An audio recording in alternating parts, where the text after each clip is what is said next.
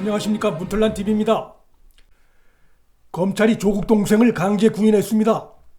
조국 동생이 법원에 영장심사 연기를 요청한 상황에서 법원이 검찰에 내준 강제 구인장의 유효성을 재확인한 것은 조국 동생의 행위를 고의적인 영장심사 기피행위로 봤다는 방증입니다. 조국 부인의 황제 피의자 태도에 이어 조국 동생마저 사법 절차를 농락하는 태도를 보이자 조국 가족에 대한 국민의 분노가 하늘을 찌르고 있습니다.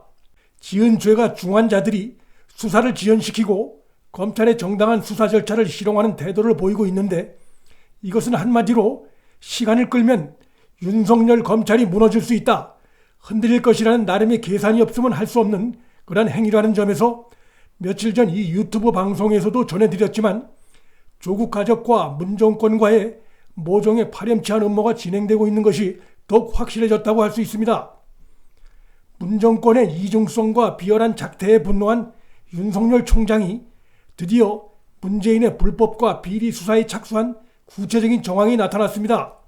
윤석열 검찰 수사의 칼날이 정경심 수사와 별도로 문재인과 조국을 직접 겨누기 시작했습니다. 윤석열 검찰이 문재인 구속을 위한 직접 관련 자료 사전 비축에 들어갔다는 분석이 나오고 있습니다. 검찰이 윤규근 전 청와대 행정관에 대해 구속영장을 청구했는데, 윤규근에 대한 구속영장이 발부되는 순간 검찰 수사는 곧바로 조국과 청와대 민정수석실, 나아가 문재인의 범죄 연루 가능성까지 살펴보게 될 것입니다. 윤규근은 노무현 정부 시절엔 민정수석이었던 문재인 밑에서 일을 했고, 문재인 청와대에선 민정수석실에서 조국 밑에서 일을 했습니다. 문재인 조국과 떼려야 뗄 수 없는 깊은 관계에 있는 인물입니다. 경찰청 내에 문재인 정권의 핵심 인물에 속하는 윤규근에 대한 구속영장 청구는 윤석열 검찰이 문 정권에 대해 본격적인 매스를 들기 시작한 것으로 봐도 과언이 아닙니다. 검찰의 윤규근 전 행정관에 대한 영장 청구 사유는 구속 위기에 몰려있던 사기업 대표의 뒤를 봐주고 수천만 원의 뇌물을 받은 혐의입니다. 버닝썬 사건 수사 때 가수 승리 등의 뒤를 봐준 사실도 드러났으나, 어찌된 일인지 윤규근은 물론이고 그와 가까운 승리와 유리홀딩스의 유인석 대표 등은 모두 구속을 면했습니다. 그러니까 구속될 수도 있는 결정적인 위기 상황에서 두 번이나 빠져나간 셈입니다. 첫째는 업체로부터 수천만 원의 뇌물을 받은 사실이 드러났음에도 구속되지 않은 것이고, 또 한 차례는 버닝썬 사건 때 역시 구속을 면한 것입니다. 따라서 결정적인 고비마다 구속 위기에서 벗어난 윤규근의 뒤를 봐준 배우가 있을 것으로 보는 것은 합리적인 분석입니다. 윤규근의 뒤를 봐준 인물로 꼽을 수 있는 대상은 문재인과 조국, 그리고 윤규근에 대한 약한 처분을 내린 민감용 경찰청장을 들 수 있습니다. 민감용 경찰청장은 버닝썬 사건 수사 때 윤규근에 대해선 거의 비밀 수사를 하다시피 하며 꽁꽁 감싸는 태도를 보였습니다. 서슬퍼런 권력에 숨죽이고 있던 사건의 진실들이 이제 다시 수면 위로 떠오르고 있습니다.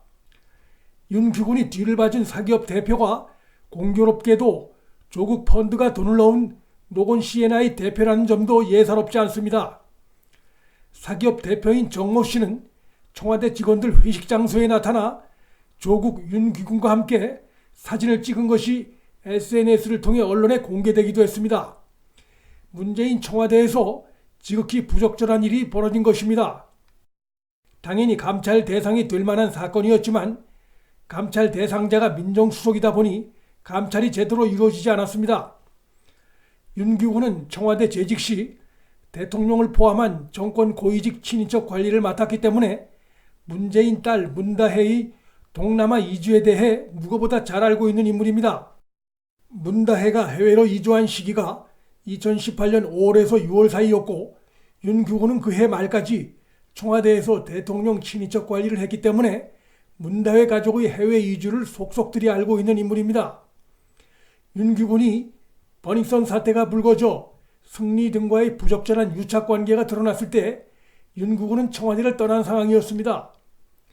그럼 그가 거의 징계를 받지 않은 것은 문재인 가족의 모든 것을 알고 있는 그와 문재인과의 특별한 관계가 배경이었을 가능성이 대단히 높습니다. 조국과 민감용 총장을 겨누다 보면 윤기군과 밀접한 관계에 있는 배후 권력에 대한 수사는 불가피합니다. 그 배후 권력이 문재인임은 두말할 나위가 없습니다. 검찰이 문재인과 조국의 목을 직접 겨누고 있는 또 하나의 사건은 유재수 전 금융위 금융정책국장에 대해 청와대 민정이 감찰을 중단한 의혹건입니다. 이 사건은 현재 서울 동부지검에서 수사 중에 있습니다. 유재수도 윤국은처럼 참여정부 청와대에서부터 문재인과 같이 근무한 인물입니다. 한마디로 현 정권 패밀리에 속한 자입니다. 유재수 역시 사기업들로부터 향응을 제공받고 특히 금융사 대표를 스폰서로 두고 자동차를 제공받고 심지어 그의 부인과 자녀들까지 금품 제공을 받은 혐의가 드러났지만 조국에 의해 감찰이 중단된 정황이 매우 뚜렷합니다. 유재수의 비위는 휴대폰 조사를 통해서도 확인된 사안입니다. 이 사건은 문무일 총장 하에선 일선 수사검사의 책상 서랍 안에 묵혀 있었습니다. 그러던 것이 윤석열 총장 들어서 조국 부부 수사가 벌어지면서 그간 방치돼 있던 수사가 재개되고 있는 상황입니다. 김태우를 비롯한 당시 또 다른 감찰 반원이 조국이 감찰 중단 지시를 내렸을 가능성을 확신에 가득 차 제기하고 있습니다. 조국이 국민이 부여한 신성한 공권력을 친문 인사들은 봐주고 반대편에 대해선 무자비하게 보복을 하는 칼로 사용한 정황입니다. 윤기군과 유재수에 대한 검찰의 수사 재개는 청와대 내부를 들여다볼 수밖에 없는 사건들입니다. 청와대 내부를 들여다보는 일은 매우 힘들고 속도를 내기도 어렵습니다. 다행히 지난 환경부 블랙리스트 수사 때와 차이점은 김태우 전 수사관 외에 또 다른 당시 특감 반원이 이 사건의 실체를 폭로하며 힘을 보태고 있다는 점입니다.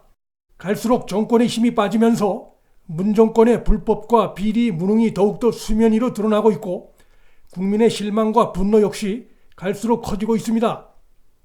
어리석은 문정권이 검찰마저 적으로 돌리면서 소수의 극렬 지지층 외엔 그들이 기댈 데가 없어졌습니다. 문정권의 몰락이 본격화됐습니다. 문틀란TV 여기서 마칩니다.